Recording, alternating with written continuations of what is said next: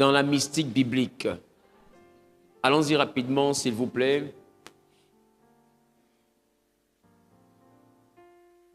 En introduction, vous devez comprendre que dans la Bible, le parfum n'est pas une simple odeur. Amen. Le parfum n'est pas une simple odeur, c'est un langage spirituel, un vecteur d'énergie, un code d'accès, une signature d'identité et un canal d'invocation. Vous devez comprendre que lorsqu'on parle de parfum, on parle réellement d'un code spirituel, d'un langage spirituel, d'un vecteur d'énergie. Le parfum transfère des énergies. Et puis au-delà de cela, le parfum est un code d'accès. Il y a des dimensions que tu ne peux décanter que par certaines senteurs. Est-ce que je parle à quelqu'un un peu? Une signature d'identité et puis un canal d'invocation. Quand une signature d'identité, chaque entité a un parfum qui lui est propre. Un parfum c'est-à-dire en lequel il s'identifie. Et même notre Dieu a aussi un parfum qui lui est propre. Amen. On va avoir le temps de comprendre tout ça si nous avons vraiment la capacité de pouvoir faire beaucoup aujourd'hui. Amen. Et ce que je peux comprendre encore, c'est que dans le monde spirituel, tout esprit a une odeur, comme je disais tout à l'heure.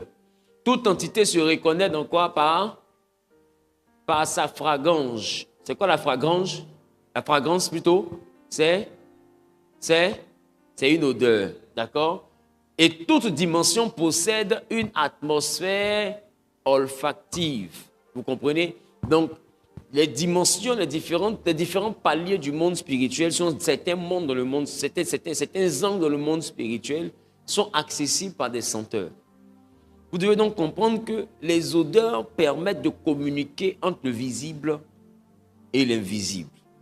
Il est donc important de comprendre que le parfum, dans le mysticisme christocentrique,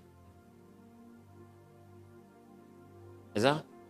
Dans le mysticisme christocentrique, le parfum joue un grand rôle. Et quand on dit mysticisme christocentrique, on parle de quoi? La spiritualité ou la mystique autour de Jésus-Christ.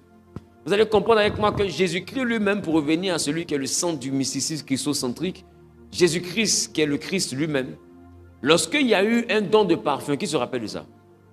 La Bible, cette femme a fait un don de parfum de combien, de quoi? De grandes valeurs, de grands prix. Et la Bible dit qu'il y avait un voleur. Son nom c'était... Et Judas était un braqueur, un voleur qui volait l'argent de la